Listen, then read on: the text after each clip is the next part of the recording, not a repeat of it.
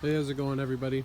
So I'm just doing a review on the 2019 Honda Rancher 420. I've had the quad for about 3 months plus, and I'm calling it a long-term review because of the amount of kilometers and miles that I've managed to put on the quad.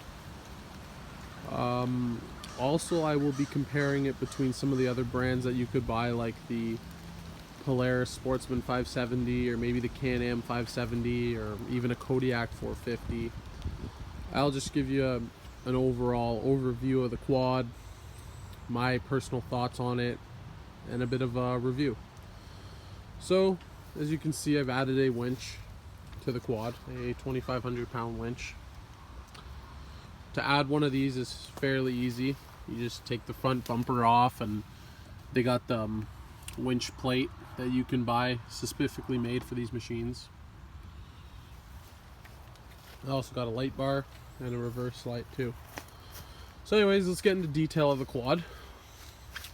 One thing that I have complaints about this quad that I do notice is that the plastics are very cheaply made. If you're cleaning them, you got to be very careful what products you put on them, or you got to be very careful about tree scratches or boot scratches and stuff. As you can see, all scuffs. It looks even worse when it's dry. Like, all this whole plastic turns white when it's dry. Right now, because it's wet out, you can't really tell, but that's my one thing that I gotta say about these quads, is that they're not built like the older ones where the plastics could take such a beating. This quad's not even 3 months old and it's already sun faded and all scratched up. So that's one thing to keep in mind when you're buying one of these. So I have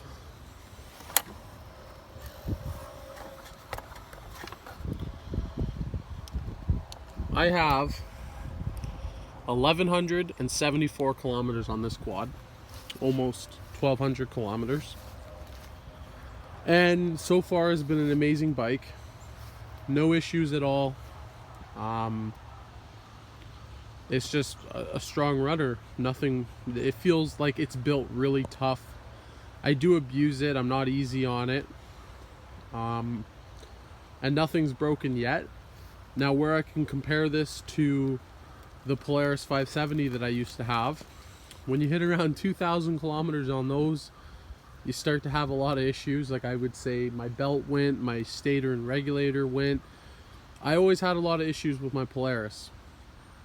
So, yeah, so far at this mileage, no issues yet. It seems like a very strong built machine and many more miles to go. What else can we talk about these? Yeah, so I got the base model one, which is the solid axle in the rear with the manual shift, and then the 4x4 over there. So why I chose the manual shift one and with the solid axle is because the price difference is huge between the auto shift, the power steering, and all that. And not only did I do it for price, I did it for just the peace of mind of the reliability. I did it to not know that you could have a shift angle sensor go out on you, or rear CVs going out on you all the time. So that is one of the reasons why I picked this model, and that is my opinion. Just give you a little bit more walk around of there.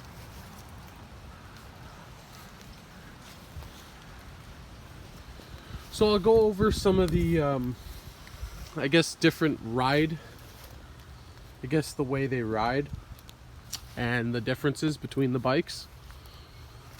So this comparing between my Polaris 570, which was the 2017, compared to this, is a huge difference. The Polaris 570 does feel a lot bigger, a lot wider, lot bulkier. You got a lot more seat room on it. It just feels like a way bigger machine, and it is. It's heavier. It makes 44 horsepower, where I think this one doesn't even make 20. It is a very big difference.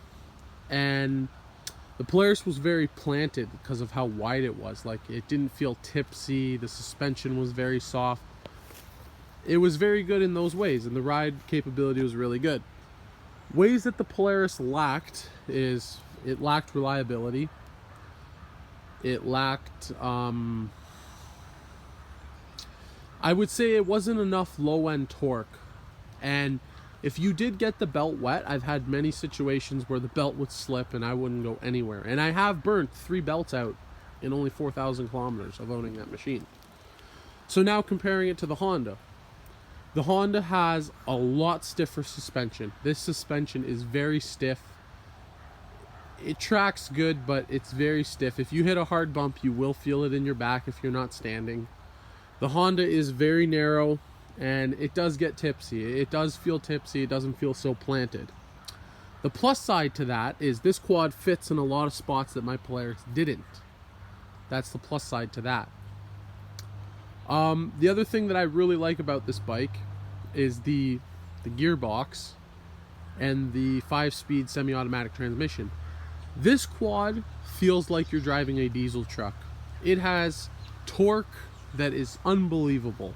First gear is like a toe gear. Literally, you can shift into second and start off in second. Like, first gear is like a toe gear. Every gear feels very torquey on this machine, and you can tell that it's got that grunt to it. So that would be very good if you were putting oversized tires to spin like 27s, 28s, which a lot of guys do that with these quads. That is very good for that. It's very good for towing. Last night I was towing bricks with it, no problems, and I had a passenger. Where the Polaris would burn the belt, or you would have to leave it in low gear, you know. This transmission, you know, you're not going to have issues with getting water in belts, or you're not going to burn belts. So that's the plus side to that too. Yeah, like I put bigger tires on my Polaris, and I noticed, you know, you got to change clutches and all that. With this, you wouldn't have to do that so much. What else can we talk about? I will give you guys this though. My friend did buy the same quad as me, and he did actually go through one CV, and he threw out his alignment a little bit, but you know, the dealer warranted it. It's just something I'll add in. Okay, so we went over all that so far. Yeah, and then the same would be like, because I was also saying about the Yamaha 450 Kodiaks. Those are amazing bikes, but I would drive one personally. I would actually probably take a Kodiak over this any day. But again, you know, you got the belt and all those other stupid things. This is the transmission bike. Okay, we'll go over some more stuff, I guess. I'll just show you more on the bike. Still got the parking brake, lights on off, high beam, kill switch, winch that I added. I'll show you some of the features. You do have like engine lights, so this quad does have a full diagnostic system. You got trip, you got your temperature. This is your hours. I have 70 hours. This is like a maintenance log. See, maintenance log. It's pretty cool. And then it's your fuel gauge. The bike tells you when to do all the maintenance, like it's got a whole built-in log to it, and you can clear it, and then when it clears it, it goes to the next maintenance schedule cycle. Very cool. Little storage in the back, and then just the double up seat. But yeah, that's pretty well everything on this quad. They gave you pretty well the whole idea on it. It's also a very light machine too. I'll add in that. It's very light. It goes through mud really well, like it does. And if you do get stuck, you rock it or shake it or winch yourself out. Like, it does do very good in the mud.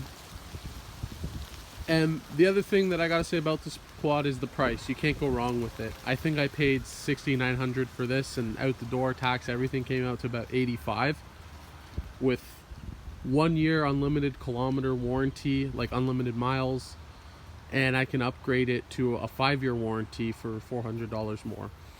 You know, you can't go wrong with that. Yeah, I think that's all I had to really tell you guys on this bike. I'm pretty sure I covered everything. I do miss my old 570, but I just the reliability aspect of it's just, it's horrible. Yeah, so I think we'll sign off there. Hopefully this video helps you guys choose if you want to buy a Honda Rancher or any Honda products in general. Yeah, please give me a thumbs up, subscribe, and shoot me a comment down below on some of your thoughts. I'll try to get back to you guys on it. Anyways, you guys have a good day. Take it easy.